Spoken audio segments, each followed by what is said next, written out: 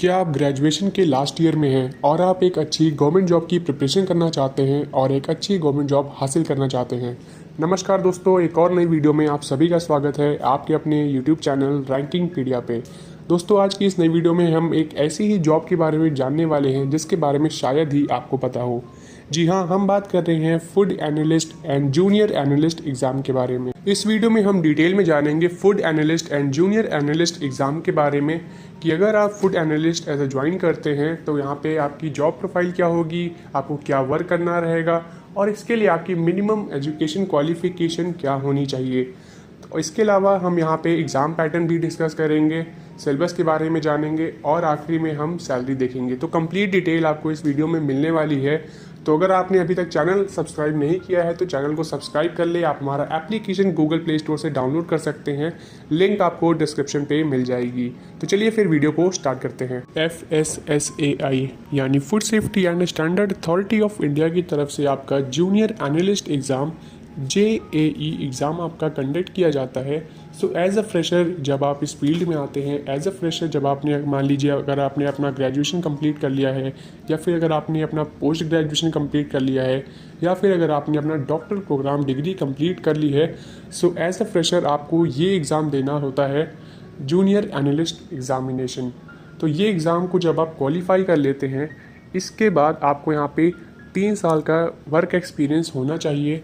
तो जब आप ये एग्ज़ाम क्वालिफाई कर लेते हैं तो आपको ISO एक्रेडिटेड सर्टिफाइड जो भी आपकी लेबोरेटरीज़ होती हैं, फूड लेबोरेटरीज़ होती हैं, वहाँ पे आपको जॉब करनी होती है और मिनिमम आपको 3 साल का एक्सपीरियंस वहाँ पे गेन करना होता है।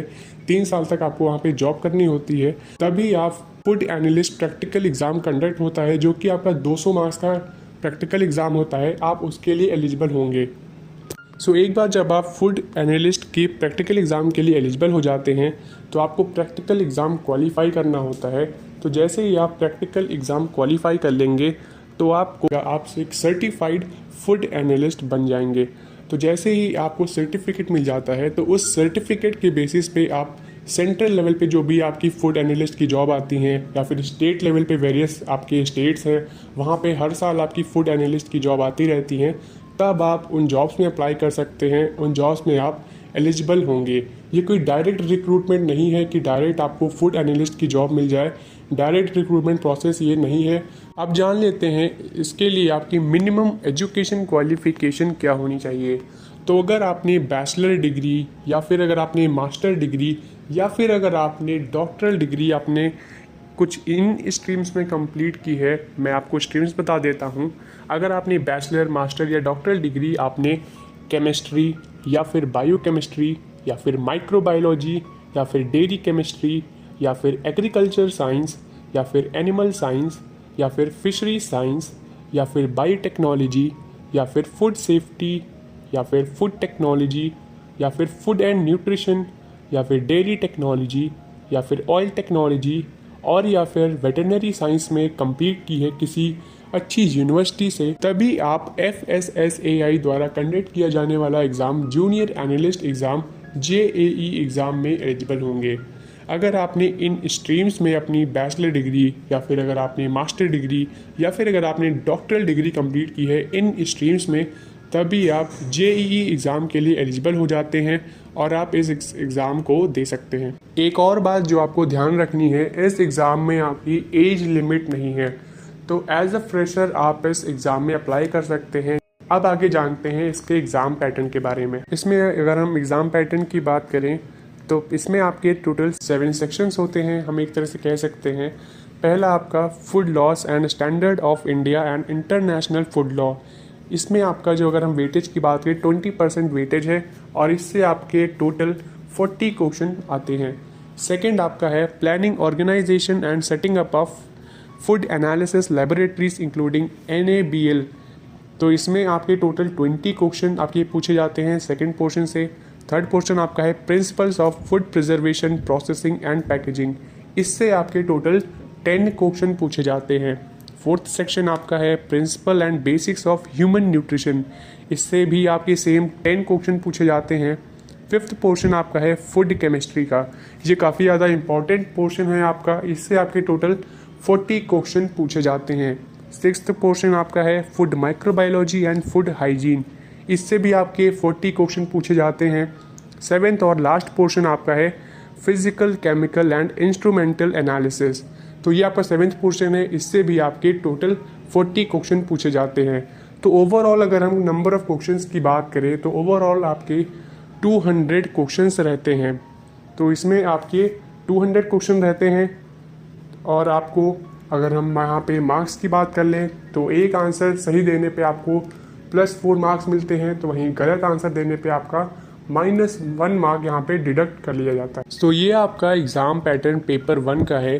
तो जब आप पेपर 1 जो कि एक थ्योरी पेपर है, MCQ बेस्ड आपका पेपर रहता है थ्योरी 1 पेपर 1, तो जब आप ये क्वालिफाई कर लेते हैं आप एक जूनियर एनालिस्ट के तौर पे आप यहाँ पे जॉब कर सकते हैं लेबोरेटरीज़ में। जैसा कि आपको मैंने पहले बता चुका हूँ, आप 3 साल का एक्सपीरियंस वहाँ पे गेन करते हैं।